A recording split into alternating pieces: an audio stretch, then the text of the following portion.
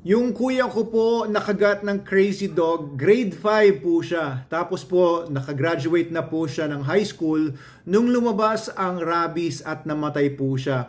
Ayan, I'm sorry to hear this, sir or ma'am Lucky Charmogi.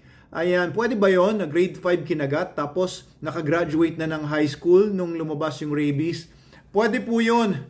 Actually po, kagaya ng mga marami ko ng mga inexplain sa mga previous videos ko about rabies, ang rabies po may variable na window period. Kapag nakagat ka, for example, sa paa mo, yung rabies virus pwedeng magstay lang doon for a while bago siya mag-travel or pwedeng mag-travel na unti-unti pero it takes some time bago po makarating sa brain, and pagdating sa brain, tsaka palang magpapakita ng sintomas yung may rabies. Ayan, tapos after a few days lang, patay na po siya within 14 days. Hindi po siya tatagal ng 14 days. Basta dumating na sa utak.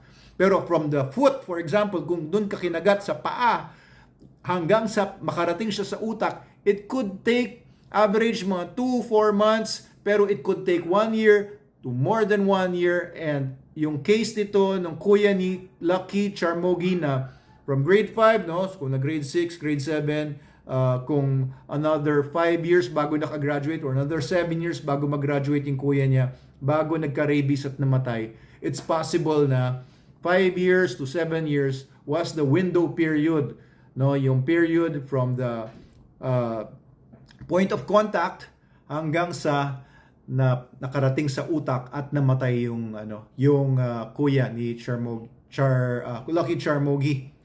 Alright, pero basta nakarating sa utak, mabilis na yon, hindi na matagal yon. Pero pag hindi pa nakakarating sa utak, maaaring medyo matagal pa. Kaya kung kayo po ay nakagat ng aso o ng pusa the past few weeks, months, or even years, it's wise to have yourself injected by anti-rabies vaccine. Pwede po yan. Whether nagka-rabies man talaga, may rabies man talaga yung nakakagat sa inyo before, or wala. Siyempre, di ba, yung peace of mind, hindi nabibili yan. Malaking bagay kapag meron tayong peace of mind. Magpa-injection na rin kayo. Alright? So, yun po yung aking take dito. Totoo niyan, buisit na buisit po ako. Hindi po kay Charmogi or sa kuya niya or kung ano pa man. Pero buisit na buisit ako kasi nakatira tayo sa isang bansa na ang dali-dali naman talaga kung totoosin, sugpuin yung rabies. At meron namang mga batas in place na para po masugpo yung rabies, kagaya ng anti-rabies law natin.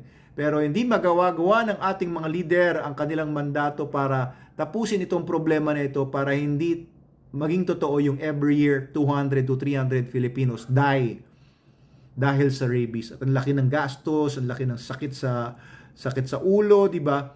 Anong solusyon? Nasa anti-rabies law yan.